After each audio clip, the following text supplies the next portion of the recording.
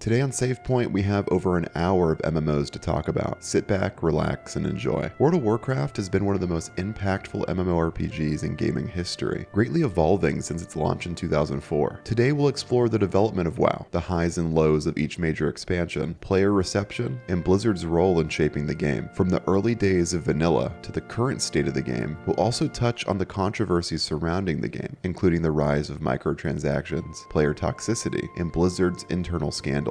The idea for World of Warcraft began in the late 1990s, during the height of Blizzard's success with Warcraft 3 and Diablo 2. The Warcraft series had established Blizzard as a leader in the real-time strategy genre, but the company sought to expand the Warcraft universe into a fully immersive online experience. Inspired by the success of MMOs like EverQuest and Ultima Online, Blizzard envisioned a persistent living world where players could explore the lands of Azeroth, forge alliances, and battle both NPCs and real players. Development officially started in 1999 with a small team led by designers like Rob Pardo, Jeffrey Kaplan, and Tom Chilton. Blizzard's goal was to create an MMO that was accessible to casual players, but deep enough to satisfy hardcore gamers as well. Unlike many MMORPGs at the time, World of Warcraft was designed with a user-friendly interface, quest-driven progression, and an emphasis on reducing player downtime, a major frustration in earlier games like EverQuest. Blizzard also wanted players to feel a sense of ownership over their characters, which led to the introduction of diverse classes, unique abilities, and a strong emphasis on cooperative gameplay. After 5 years of development, World of Warcraft launched in November 2004. The game was set in the familiar Warcraft universe, with players able to choose between two factions, the Alliance and the Horde, each with its own races and classes. The sheer scale of the world, combined with its fluid gameplay and richly detailed lore, drew millions of players almost immediately. Upon release, World of Warcraft shattered expectations. Within months, it had millions of subscribers, a number that grew to over 12 million at its peak in 2010. The game's launch, though incredibly successful, wasn't without its issues. Blizzard's servers were overwhelmed by the sheer number of players, leading to long login queues and server instability. Despite these early technical difficulties, WoW's core gameplay, emphasizing exploration, questing, and player cooperation in dungeons and raids, captivated audiences. The vanilla era of World of Warcraft, referring to the original game before expansions, is often remembered with a sense of nostalgia by early adopters. During this period, players were discovering Azeroth's sprawling continents, from the serene forests of Elwyn to the barren wastelands of the Barrens. High-level content, such as the 40-man raids of Molten Core and Blackwing Lair, became the pinnacle of group coordination and achievement. These raids required immense dedication, with guilds spending hours on boss fights, farming materials, and coordinating strategies. While WoW was universally praised for its world building, social interaction, and depth, there were also criticisms. The time commitment required for high-level content, coupled with the lack of catch-up mechanics for new players, meant that the hardcore player base could quickly outpace more casual players. However, Blizzard's frequent updates and patches helped to balance the game and address player concerns. In January 2007, World of Warcraft's first expansion, The Burning Crusade, was finally released. This marked a turning point for the game, both in terms of player numbers and the scale of the world. The expansion introduced the shattered realm of Outland, new playable races, and a raised level cap of 70. The Burning Crusade was met with widespread praise, as it expanded the game's lore and provided players with new challenges. Raids like Karazhan and Black Temple became legendary for their intricate design and difficulty, while the introduction of flying mounts transformed how players navigated the world. However, the expansion also introduced a level of faction imbalance due to the popularity of Blood Elves, which remained a point of contention for years to come. The Burning Crusade is often seen as one of the high points in World of Warcraft history. It struck a balance between accessible content for casual players and challenging raids for hardcore guilds, keeping the player base engaged and growing. By this time, WoW had cemented itself as a cultural phenomenon, with over 9 million active subscribers. Wrath of the Lich King, released in November 2008, is considered by many to be the pinnacle of World of Warcraft's success. Set in the frozen continent of Northrend, the expansion focused on one of the most iconic villains in Warcraft lore, Arthas Menethil, the Lich King. The expansion introduced the Death Knight class, new zones, a level cap of 80, and some of the game's most beloved raid content, such as Icecrown Citadel.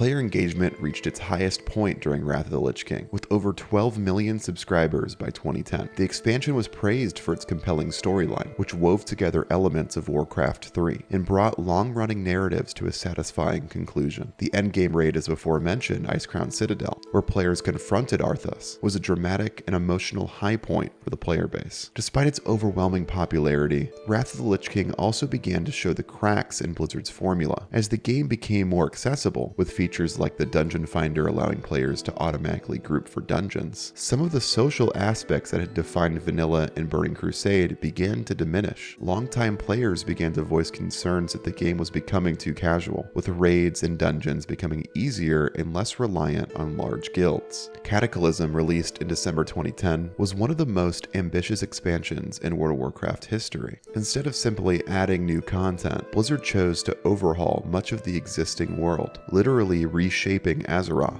Zones that players had known for years were dramatically altered by the return of the corrupted dragon Deathwing, who wreaked havoc on the land. The expansion also introduced two new playable races, Worgen for the Alliance and Goblins for the Horde. While Cataclysm initially brought excitement with its drastic world changes, player reception was mixed. Many appreciated the renewed focus on World of Warcraft's original zones, but the difficulty spikes in heroic dungeons and early raids frustrated more casual players. Blizzard's attempt to make the game more challenging backfired for some, and many players who had joined during Wrath of the Lich King found the new content too difficult. Subscriber numbers finally began to decline after Cataclysm, with Blizzard struggling to maintain its casual and hardcore player bases simultaneously. While the expansion wasn't a failure by any means, it did mark a turning point where the player base began to shrink. Mists of Pandaria, released in 2012, was one of the most controversial expansions in World of Warcraft history. The expansion introduced the mysterious continent of Pandaria and the panda-like Pandaren race, which many players felt was a departure from the gritty, war-torn aesthetic of previous expansions. The expansion also introduced the monk class and a new focus on exploration and less combat-heavy content like pet battles. Despite the initial backlash to the cartoony nature of the Pandaren, Mists of Pandaria was generally well received by critics. The expansion zones were beautifully designed, and the storyline, which focused on the Horde Alliance conflict and the consequences of war, was deeper than many expected. Raids like Siege of Orgrimmar were well regarded, and the introduction of flexible raid sizes allowed for more player accessibility. Still, the game's subscriber numbers continued to decline, and many saw Mists of Pandaria as emblematic of Blizzard's struggles to cater to both casual and hardcore audiences. While the expansion had its high points, the lighter tone and focus on non-traditional content like pet battles and farming didn't resonate with all players. The release of Warlords of Draenor in 2014 was met with high expectations, but the expansion ultimately became one of the most criticized periods in World of Warcraft history. Warlords of Draenor took players back in time to an alternate version of the Warcraft universe, focusing on the iconic orc warlords from Warcraft 2. While the premise was intriguing, the execution left much to be desired. The expansion introduced the garrison system, a form of player housing that, instead of promoting interaction within the game world, isolated players in their own personal fortresses. Many players complained that the expansion lacked meaningful content beyond the initial leveling experience, and the reliance on daily quests and mission tables felt repetitive. Additionally, the lack of new raids and dungeons over time led to widespread criticism about the game's stagnation. Subscriber numbers dropped dramatically during Warlords of Draenor, with many players accusing Blizzard of neglecting World of Warcraft in favor of its other projects, such as Hearthstone and Overwatch. Blizzard responded with promises of more content in the future, but the damage had been done, and Warlords of Draenor is still remembered as one of the game's lower points. Legion, released in 2016, was hailed as a return to form for World of Warcraft after the missteps of Warlords of Draenor. The expansion reintroduced the Burning Legion, one of the most feared forces in Warcraft lore, and featured a strong narrative centered around the return of major characters like Illidan Stormrage. The introduction of the Demon Hunter class, artifact weapons, and new zones like the Broken Isles reinvigorated the player base. Legion was praised for its wealth of content with frequent updates, new dungeons, and raids like the Nighthold and Tomb of Sargeras, keeping players engaged throughout the expansion. The expansion also introduced world quests, a more dynamic and flexible approach to endgame content that allowed players to choose how they wanted to progress. While Legion didn't reach the subscriber highs of Wrath of the Lich King, it was seen as a positive course correction for Blizzard, with many players expressing renewed enthusiasm for the game. Following the success of Legion, Battle for Azeroth launched in 2018 with high expectations. The expansion focused on the conflict between the Alliance and the Horde, with players engaging in large-scale faction warfare. New continents, the Isle-based Zandalar and Kul Tiras, were introduced along with new playable allied races. While Battle for Azeroth initially generated excitement, the expansion quickly became divisive. The introduction of the Azerite system, which replaced the artifact weapons from Legion, was widely criticized for being convoluted and unbalanced. Many players felt that Blizzard had failed to deliver on the promise of meaningful character progression, and the storylines within the expansion felt disjointed. Despite these issues, Battle for Azeroth did have its high points, including visually stunning zones and well-received raids. However, the controversy surrounding the expansion systems and Blizzard's response to player feedback led to ongoing frustrations within the community. Shadowlands, released in November 2020, brought players to the afterlife in Azeroth, a new and mysterious realm known as the Shadowlands. This expansion introduced several new zones, each representing different facets of death: Bastion, Maldraxxus, Ardenweald, and Revendreth. Players were tasked with choosing a covenant,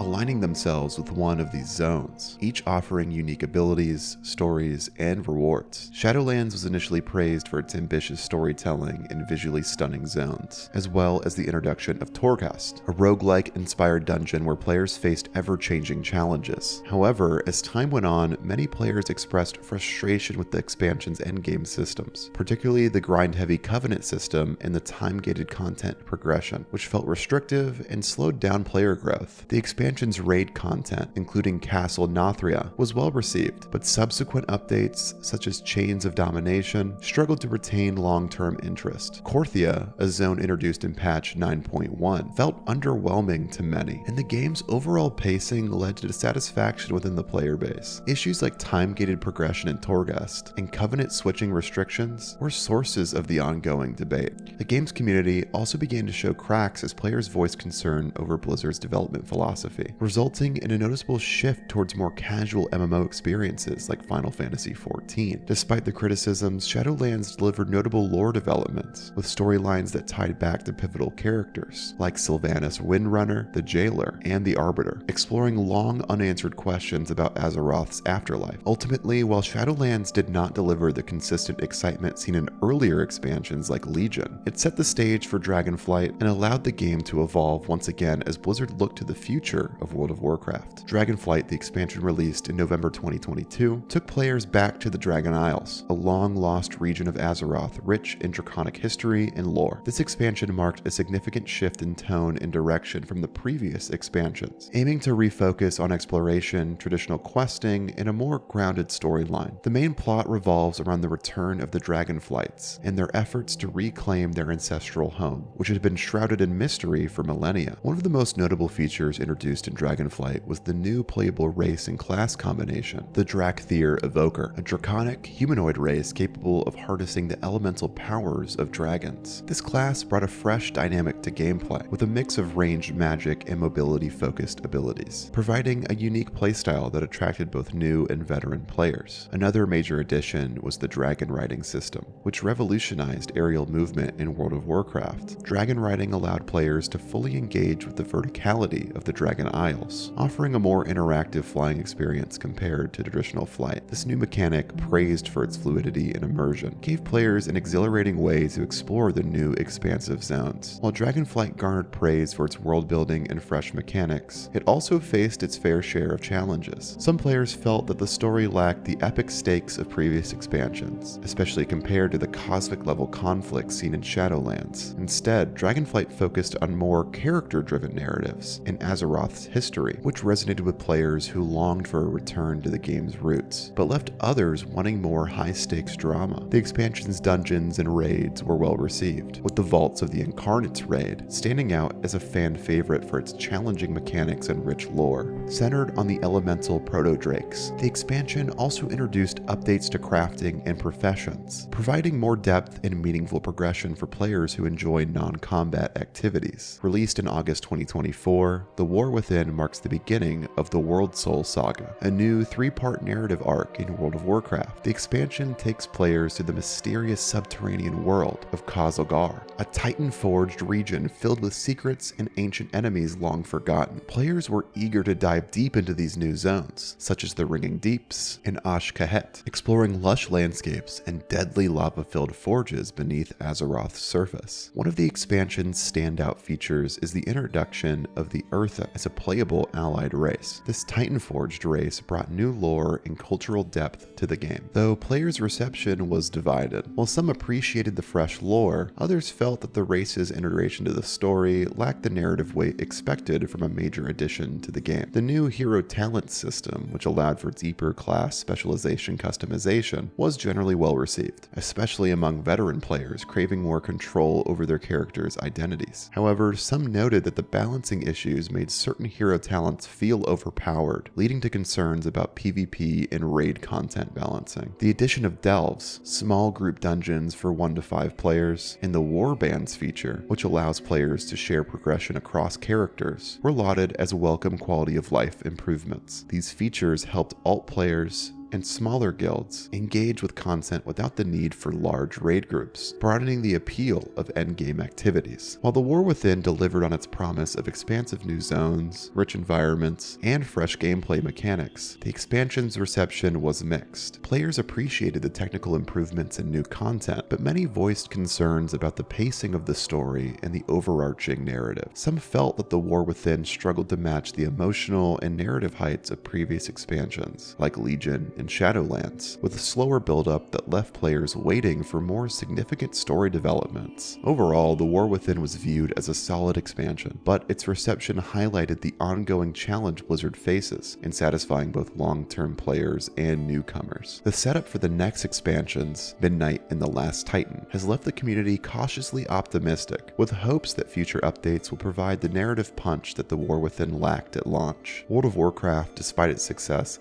has had its share of controversies over the years, some of which have caused significant backlash from the player base and affected the game's reputation. One of the most contentious issues in World of Warcraft has been the introduction and evolution of microtransactions. Early in WoW's lifespan, Blizzard primarily monetized the game through its subscription model, but as the gaming industry began to embrace microtransactions, Blizzard followed suit. The World of Warcraft in-game store, introduced in 2013, allowed players to purchase cosmetic items like mounts and pets. While these items were purely cosmetic and didn't affect gameplay, many players criticized Blizzard for introducing paid content in a subscription-based game. Over time, the store expanded to include character service like server transfers, faction changes, and level boosts, further sparking debates about pay-to-win mechanics. The level boosts, in particular, were seen as controversial because they allowed players to skip significant portions of the leveling process, undermining the time and effort that other players had invested in their characters. Many longtime players felt that this eroded the sense of progression that had been a core part of WoW's appeal. While Blizzard maintained that these services were optional and didn't directly impact gameplay balance, the presence of microtransactions in a paid MMO continued to be a sore point for many players. As one of the largest online gaming communities, World of Warcraft has also struggled with issues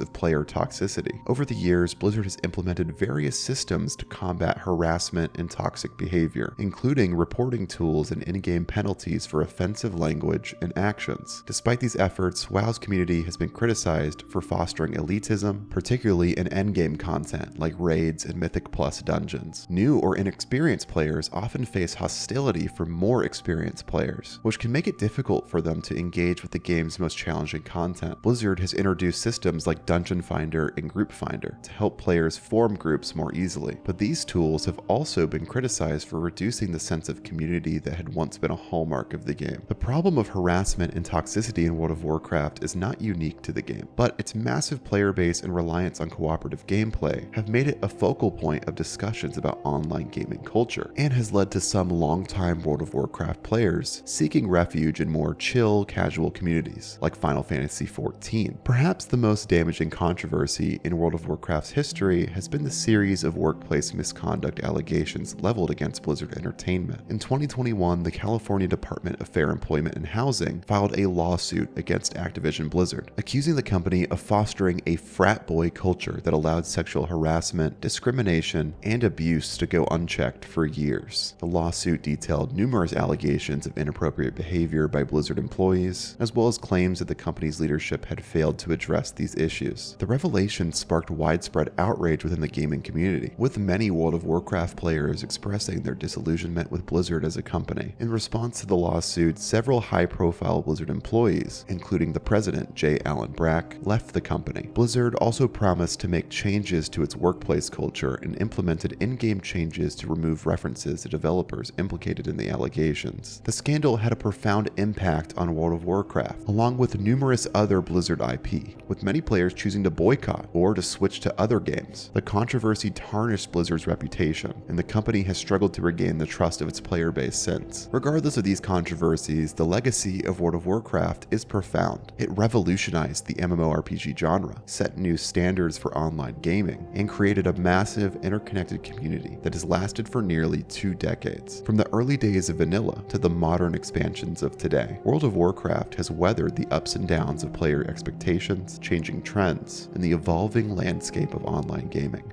RuneScape, developed by Jagex, is one of the most iconic MMORPGs of all time and has remained a beloved title for over 2 decades. Launched in 2001 as a browser-based game, RuneScape managed to attract millions of players. The game has gone through multiple iterations, including the shift to RuneScape 2 and RuneScape 3, while old-school RuneScape has emerged as a community-driven success story. Its evolution over time is a testament to its adaptability and player loyalty. Let's explore RuneScape from its humble beginnings to its modern-day success, touching on key milestones, player reactions to major updates, and the factors that have kept it alive in an ever-changing MMO landscape. The development of RuneScape began in 1998 when brothers Andrew and Paul Gower started working on a browser-based multiplayer game as a hobby. They were inspired by classic text-based MUDs, or multi-user dungeons, and wanted to create something that was visually accessible and could be played by anyone who had an internet connection. Their original version, now referred to as RuneScape Classic, was launched in 2001 and offered simple 2D graphics, point-and-click movement, and a variety of skills to train, from woodcutting to magic. One of the key aspects that made RuneScape unique from other MMORPGs was how accessible it was. Being a browser-based game, it didn't require any hefty downloads or high-end hardware, allowing players from all over the world to log in and start playing instantly. This low barrier to entry was a major factor in its early success, especially among younger players who didn't have access to more expensive gaming setups. The Gower brothers, who operated under the name Jagex, continued to expand the game, adding new content, quests, and skills to keep players engaged. Despite its simplistic design, RuneScape offered players a vast open world, filled with activities including crafting, combat, and questing. This mix of casual gameplay and cooperative social features drew in millions of players and established RuneScape as a staple of the early 2000s internet gaming scene. In 2004, RuneScape underwent a major transformation with the release of RuneScape 2, a complete overhaul of the game's engine and graphics. The update brought improved 3D models, more complex animations, and an expanded game world, while retaining the core mechanics and skills that players had grown to love. RuneScape 2 represented a significant leap forward in terms of technical sophistication and visual fidelity. The transition to RuneScape 2 was met with excitement and some trepidation. Longtime players worried that the new version might lose the charm of the original, but most found the new updates to be a positive and welcome change. The new game engine allowed Jagex to introduce more detailed content, including large-scale boss fights,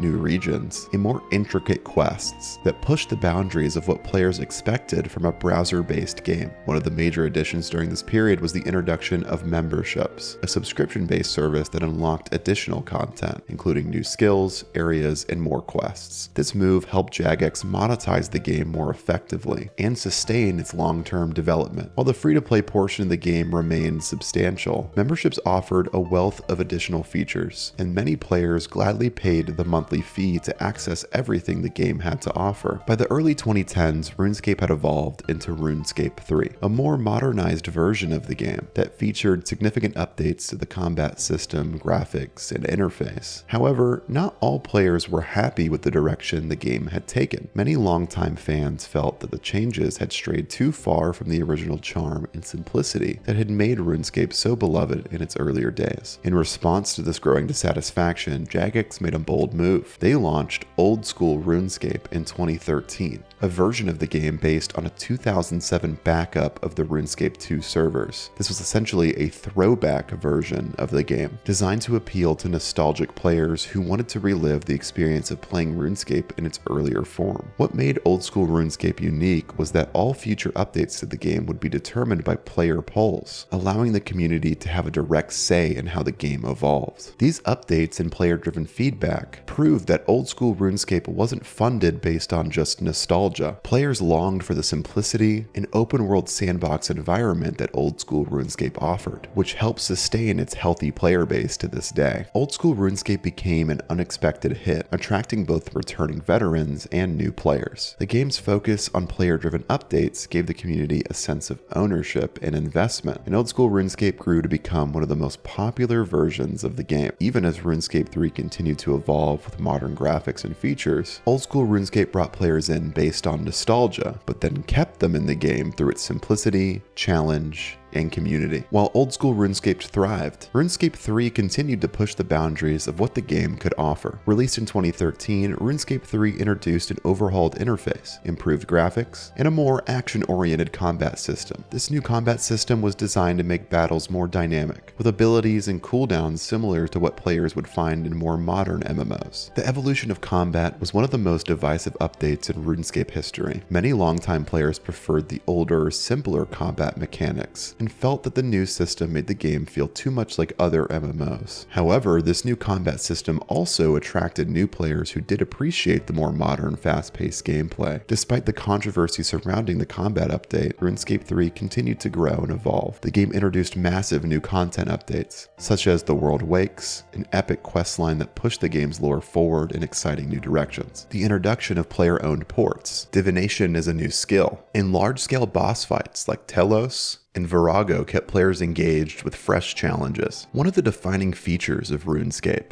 is in its extensive skill system. Unlike many MMOs that focus primarily on combat, RuneScape offers a wide variety of non-combat skills, including fishing, cooking, crafting, and farming. Players can choose to train any of these skills at their own pace, and many have found joy in mastering every aspect of the game without ever engaging in combat. This flexibility in how players approach the game is one of RuneScape's most enduring qualities. In addition to its unique skill system, RuneScape is known for its deep and varied questing system. While many MMOs feature the standard fetch and kill quests, RuneScape's quests are often story-driven, with unique characters, puzzles, and moral choices. Some of the game's most famous quests, like Recipe for Disaster and Desert Treasure, are regarded as iconic moments in MMORPG history, providing a level of narrative depth and creativity rarely seen in the genre. Another key feature that has kept RuneScape engaging for over 2 decades is its player-driven economy. The game's Grand Exchange, introduced in 2007, allows players to trade items and resources with one another, creating a dynamic in-game economy. Players can make fortunes by mastering the game's trading mechanics, flipping items for profit, or crafting rare items to sell to other players. The player-driven economy has also led to some unique and often humorous market trends. For example, collectible items like party hats, which were once handed out as holiday rewards, have become some of the most valuable and sought-after items in the game due to their rarity. The rise and fall of certain item prices have created a thriving marketplace that players continue to engage with today. RuneScape has largely avoided the major controversies that have plagued some other MMOs like World of Warcraft, but there have been a few notable incidents that have made their mark on the game's history. One of the most infamous events in RuneScape history is the Falador Massacre of 2006. This event occurred when a player named Cursed You was hosting a party to celebrate reaching level 99 construction, a newly introduced skill at the time. Due to a glitch, some players at the party were able to attack and kill others outside of designated PvP areas. The resulting chaos saw dozens of players slain in the streets of Falador, with many losing valuable items. The Falador Massacre remains one of the most memorable player-driven events in RuneScape history. Another challenge that RuneScape has faced over the years is the threat of DDoS attacks, which have occasionally disrupted the game's servers and caused frustration among players. Today, RuneScape continues to thrive, with both RuneScape 3 and old school RuneScape maintaining active player bases. Jagex has continued to support both versions of the game with regular updates, new content, and community-driven events. While RuneScape 3 has embraced more modern MMO conventions, old school RuneScape remains a beloved time capsule for players who prefer the game's earlier days. In recent years, Jagex has also expanded the game's accessibility by bringing RuneScape to mobile platforms, allowing players to enjoy the game on the go. The mobile version has been a major success, drawing in new players and making it easier for longtime fans to keep up with their in-game activities. With over 2 decades of history, RuneScape has proven itself to be one of the most adaptable and resilient MMORPGs in the industry. Its combination of engaging content, player-driven economy,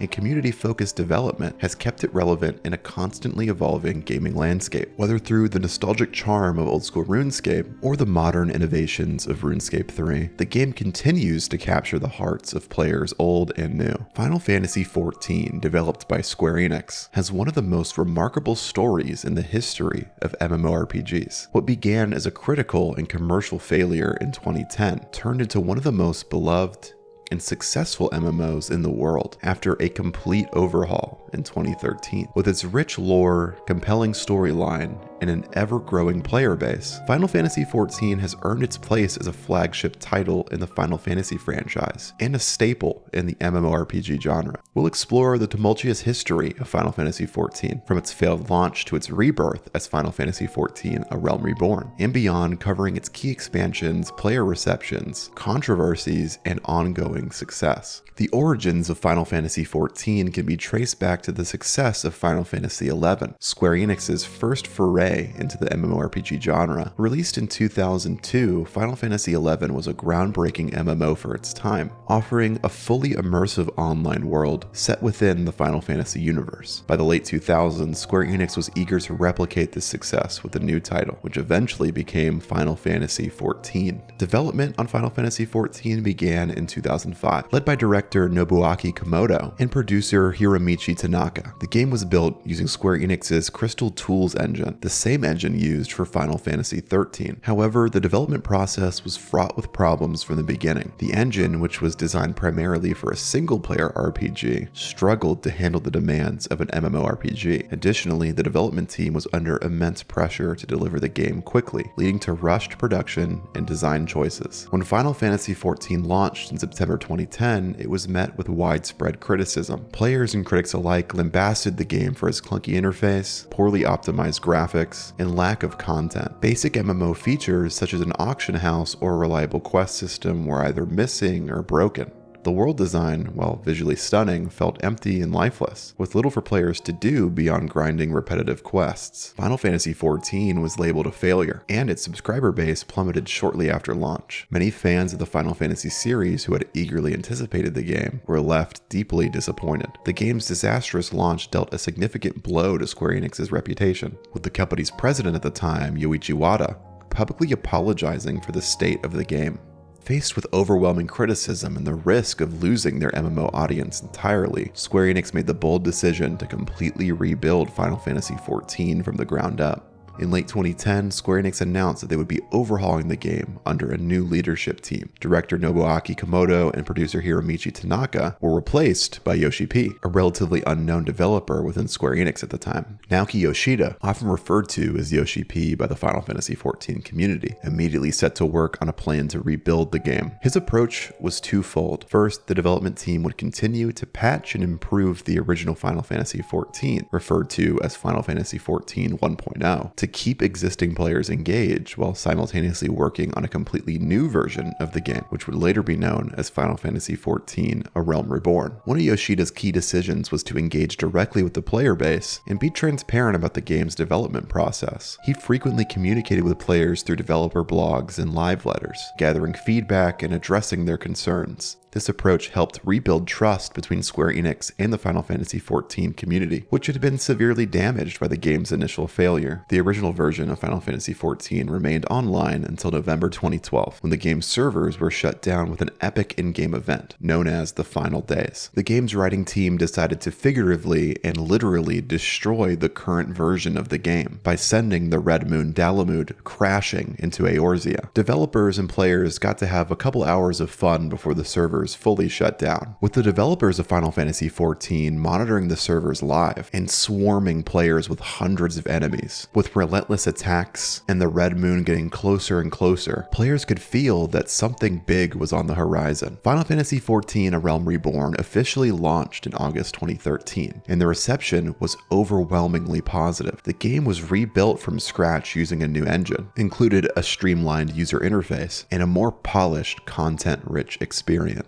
A Realm Reborn retained many of the elements that made Final Fantasy XIV visually appealing, but it fixed nearly all of the technical and design issues that had plagued the game from the original release. The story of A Realm Reborn picks up 5 years after the events of Final Fantasy XIV 1.0, with players taking on the role of the Warrior of Light, a hero destined to save the world of Eorzea from impending doom. The game's narrative, steeped in the rich lore of the Final Fantasy universe, was a key factor in its success. Players were immediately drawn into the world of Eorzea, with its complex political factions, ancient gods, and powerful enemies. And many players consider Final Fantasy XIV to be one of, if not the greatest story ever told in video game history. In terms of gameplay, A Realm Reborn embraced many of the conventions of modern MMORPGs, offering a variety of content for different playstyles. Players could engage in story-driven quests, large-scale raids, crafting and gathering professions, and PvP combat. The game also introduced the Fate system, which allowed players to participate in dynamic world events, and the Duty Finder, which made it easier for players to form groups for dungeons and raids. The success of A Realm Reborn marked one of the most significant comebacks in gaming history. What had been a symbol of failure for Square Enix had been transformed into a beloved MMO with a growing and very passionate player base. The release of A Realm Reborn was just the beginning of the Final Fantasy XIV resurgence. Over the next several years,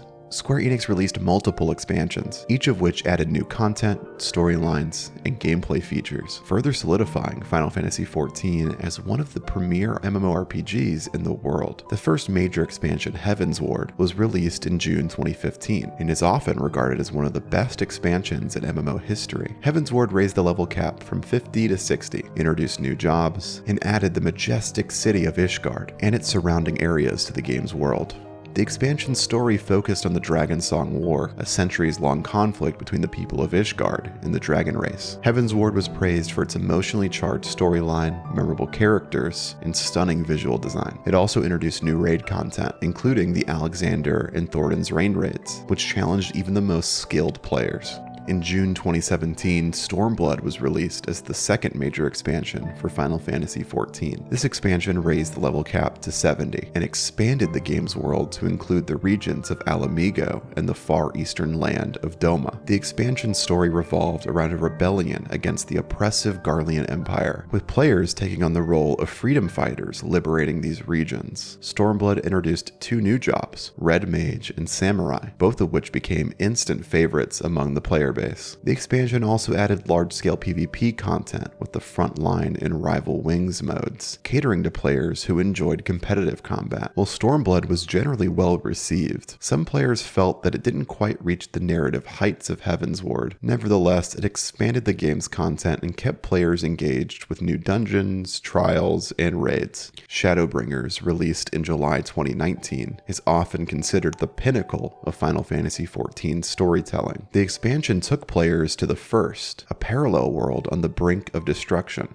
and tasked them with taking on the mantle of the Warrior of Darkness to restore balance. The narrative, which explored themes of light and darkness, sacrifice, and redemption, was universally praised for its depth and emotional impact. Shadowbringers raised the level cap to 80, and introduced 2 new jobs, Dancer and Gunbreaker. It also added new dungeons, raids, and the Trust system, which allowed players to complete story dungeons alongside NPC companions. This expansion also introduced a fan-favorite character, Grahatia, expanding Final Fantasy XIV's long list of lovable and memorable characters. The expansion's success further solidified Final Fantasy XIV as one of the best MMORPGs on the market, attracting even more players and bolstering the game's community. Endwalker, released in December 2021, marked the conclusion of the long-running Hydaelyn and Zodiac storyline that had begun in A Realm Reborn. The expansion raised the level cap to 90 and introduced the new jobs, Sage and Reaper. Endwalker took players to new locations, including the Moon, and explored themes of hope, despair, and the cycle of life and death.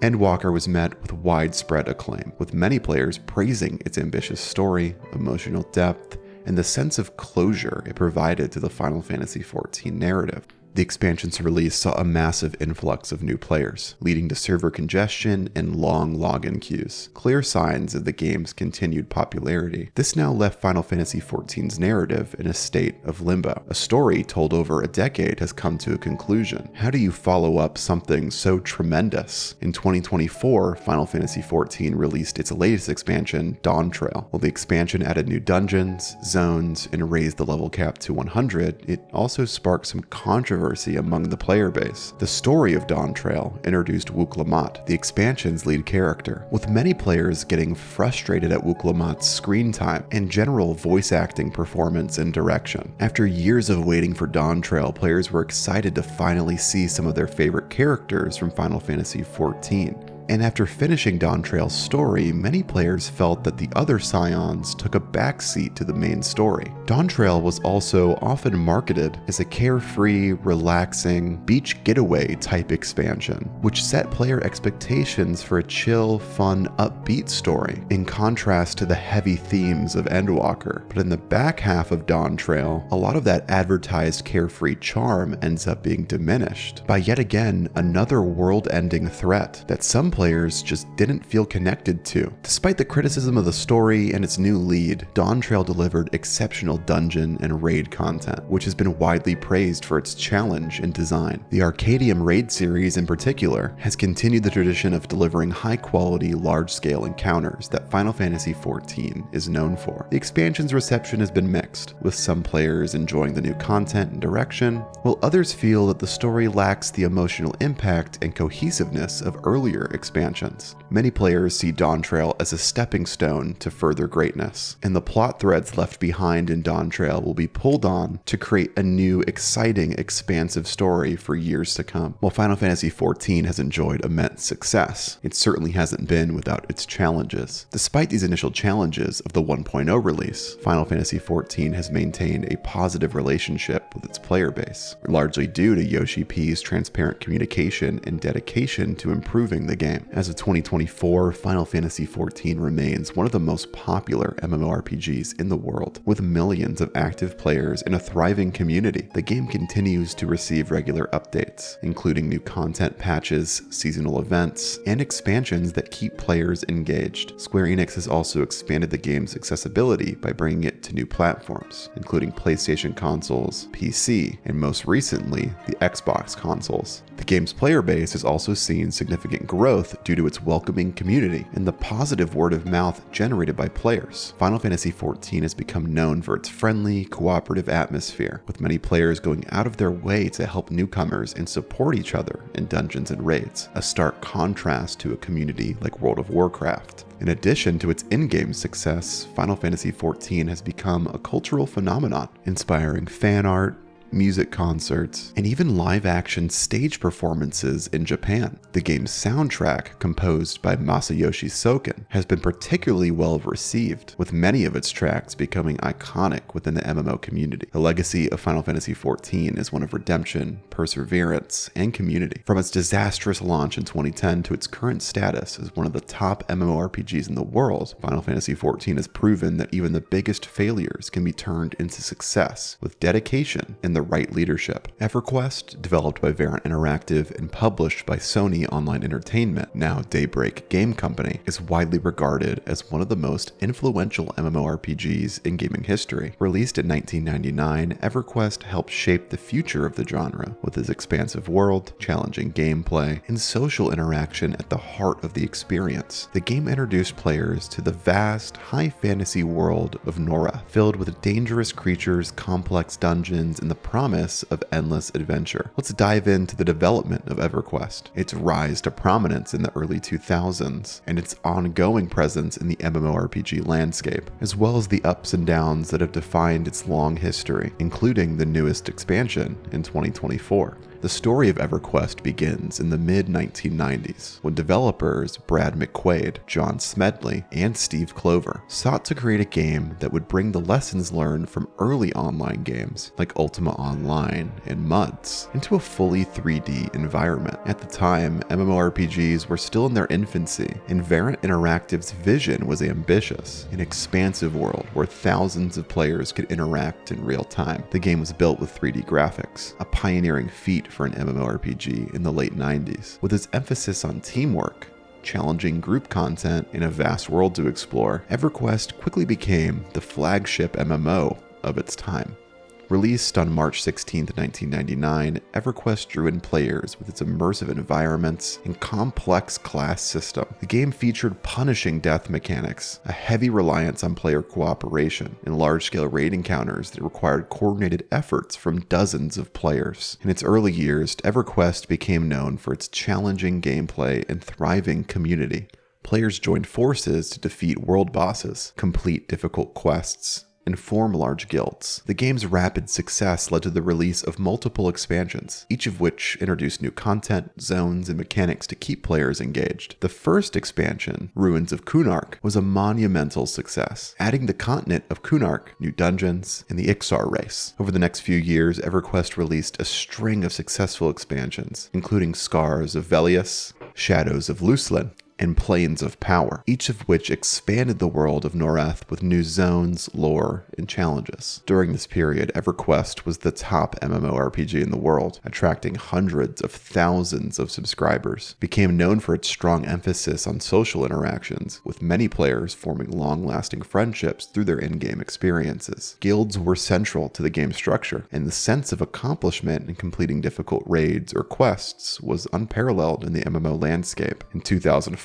Blizzard's World of Warcraft entered the MMO market and revolutionized the genre. With a more user-friendly design, accessible gameplay, and a larger marketing push, WoW quickly overtook EverQuest in popularity. Many players migrated to World of Warcraft, which provided a more streamlined and less punishing MMO experience. Despite this, EverQuest continued to release expansions and retained a loyal core of players. The game's development team, now operating under Daybreak Game Company, shifted focus towards offering content that catered to its longtime fans. However, the game never regained its former player base, and over the years, its audience shrank as newer MMOs like World of Warcraft, Guild Wars 2, and Final Fantasy XIV dominated the market. EverQuest remained unique in its emphasis on complex social systems and a challenging group-focused gameplay experience. Its class system, which required players to work together in dungeon crawls and raids, set it apart from more solo-friendly MMOs.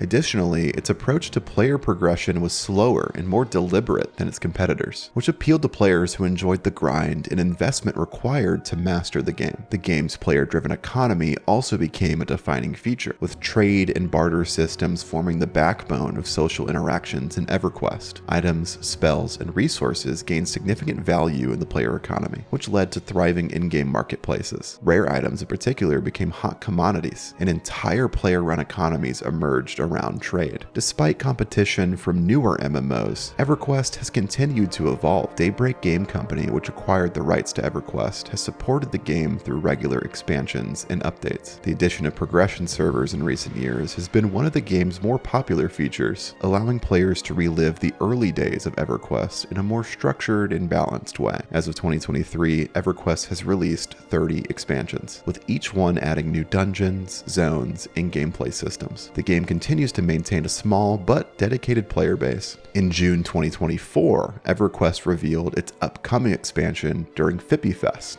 marking the 31st expansion in the game's history. Titled The Outer Brood, this expansion focuses heavily on the lore surrounding dragons, introducing a massive new species of dragon that is touted as the largest NPC in EverQuest history. The developers teased that this expansion would dive deeper into the untapped corners of draconic lore in Norath. The reveal of the Outer Brood generated excitement within the EverQuest community, particularly among longtime fans who have been awaiting more high fantasy elements in the game's recent content. The expansion promises new zones, dungeons, and a raid series that challenges players with large-scale encounters involving dragons, one of EverQuest's most iconic creature types. EverQuest's legacy is undeniable. As one of the earliest and most influential MMORPGs, it set the foundation for many of the systems and features that have become standard in the genre. It focuses on social interaction, cooperative gameplay, and challenging content made it a beloved game for millions of players, and continues to inspire game design in the MMO space.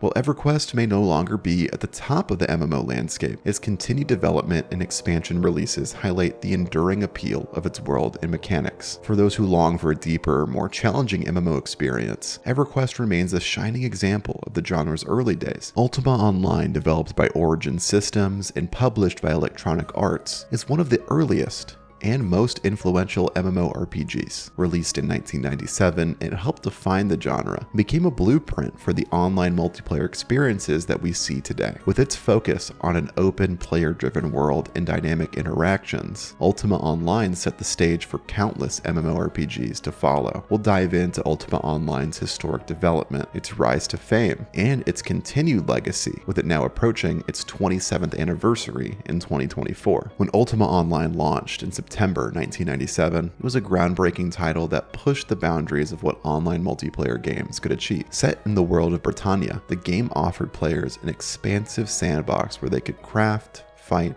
and explore in a persistent online world. Created by Richard Garriott and the team at Origin Systems, Ultima Online was heavily inspired by Garriott's earlier Ultima games, but introduced the revolutionary concept of a shared online world where thousands of players could interact simultaneously. Players could choose various paths, from being a noble knight, a devious thief, or a resourceful crafter, giving them complete freedom over how they wanted to experience the game. Ultima Online was also notable for its robust economy and player-driven systems. Players could trade items, create guilds, and even become murderers or bounty hunters in a world that was constantly evolving based on player actions. The game was an instant success, drawing in hundreds of thousands of players eager to explore this new online frontier. However, the early days weren't without their challenges. Server stability issues, rampant player killing, and a steep learning curve made it difficult for some players to stick with the game. But despite these hurdles, Ultima Online quickly became a cornerstone of the MMORPG genre. In the years following its release, Ultima Online continued to expand and evolve. Several major expansions were released, adding new content, zones, and gameplay mechanics. Notable expansions like the Second Age, introduced in 1998, brought a new landmass, while Renaissance in 2000 split the world into two separate facets: Tremel for non-PvP players, and Felucca for those who preferred open-world PvP. During this time, Ultima Online reached the peak of its popularity.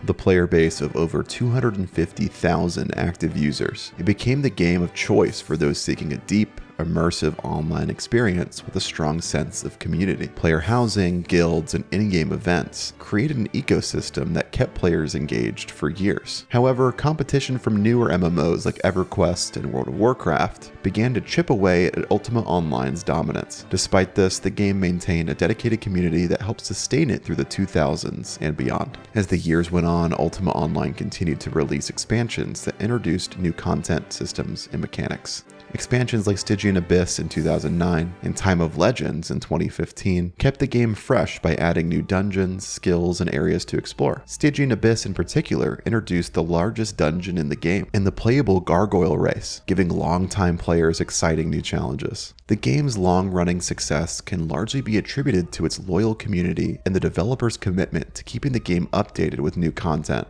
Though the player base has dwindled from its peak, Ultima Online has retained a core group of devoted players who continue to explore the world of Britannia. In 2024, Ultima Online will celebrate its 27th anniversary with the release of New Legacy, a new custom rule set shard designed to capture the essence of the classic Ultima Online experience, while introducing modern gameplay elements. The New Legacy shard is meant to provide a fresh start for both new and returning players, offering a more story-driven RPG experience. Ultima Online's enduring legacy lies in its groundbreaking design, which paved the way for the MMORPGs that followed. Its open-world sandbox mechanics, player-driven economy, and persistent online world set the standard for future games in the genre. As Ultima Online moves into its 28th year of operation, it remains one of the longest-running MMORPGs in the world. The game's development team at Broadsword Online Games continues to release updates and seasonal content, such as the upcoming Echoes of the Blighted Realm live event series, which will roll out throughout late 2024 and early 2025. For those who've experienced the magic of Britannia, Ultima Online represents more than just a game. It's a world where friendships are made, stories are told, and legacies are forged. Guild Wars 2, developed by ArenaNet and published by NCSoft, launched in August 2012. Unlike other MMORPGs at the time, Guild Wars 2 broke with many genre conventions, offering a dynamic event system, cooperative gameplay without the need for rigid party roles, and a buy-to-play model without a subscription fee. The game promised a living, breathing world where players' actions had an impact and exploration was encouraged. At launch, Guild Wars 2 was celebrated for its fresh take on the genre, with active combat, flexible character builds, and world events that made Tyria feel alive. As of 2024, the game continues to evolve, having released 5 major expansions and adopted a new, more frequent content update model to keep players engaged. ArenaNet's vision for Guild Wars 2 was to create a game that broke away from traditional MMORPG mechanics. One of the most notable departures was the decision to eliminate the holy trinity of tank, healer, and DPS. Instead, all classes were designed to be self-sufficient and able to contribute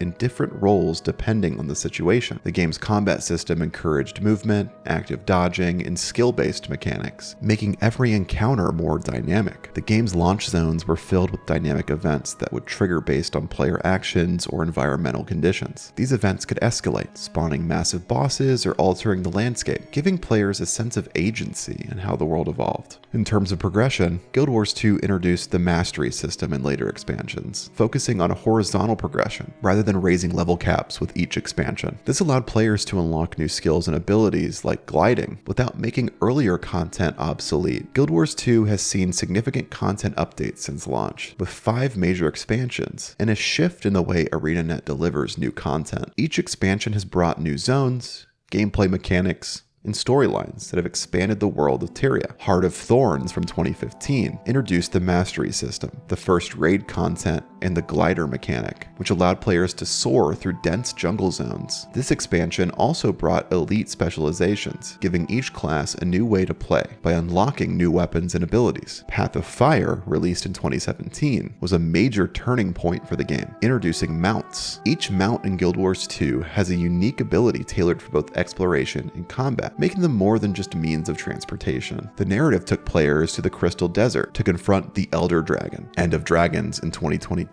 set in the long-lost continent of Cantha, concludes a major story arc in Guild Wars 2. It introduced fishing, skiffs, and the Jade Bot, a companion that could aid players in combat and exploration. The expansion was praised for its story and design, wrapping up the game's long-running conflict with the Elder Dragons. In 2023, ArenaNet shifted its approach to expansions with the release of Secrets of the Obscure. This expansion introduced a smaller, more focused content release model. Instead of waiting years for a major expansion, Secrets of the Obscure was the first to release with 2 new maps at launch, with additional content planned in quarterly updates. The expansion allowed players to explore floating islands above Tyria. It introduced new mechanics like rift hunts and revamped flight systems for mounts, particularly the Sky Scale, one of the most versatile mounts in the game. In 2024, Janther Wilds expanded the game further, bringing players to the mysterious Isles of Janther. This expansion finally introduced player housing, a long-requested feature, allowing players to customize and share their homesteads. It also added new weapon types, such as land-based spears, and continued the ongoing storyline of the Astral Ward. As of 2024, Guild Wars 2 continues to release content regularly, with additional dungeons and raids planned throughout the year. Guild Wars 2 has enjoyed consistent success, and for the most part has steered out of controversy's way. Though in the early years, ArenaNet was criticized for the slow pace of its living world content, episodic story updates that would fill the gaps between expansions. There were long periods of content drought, which frustrated players who expected a more regular flow of updates. The monetization of Guild Wars 2 also sparked debate. Although the game initially launched as a buy-to-play title, the introduction of a cash shop offering cosmetic items and convenience-based microtransactions did draw criticism. However, ArenaNet has maintained that these items do not impact gameplay balance,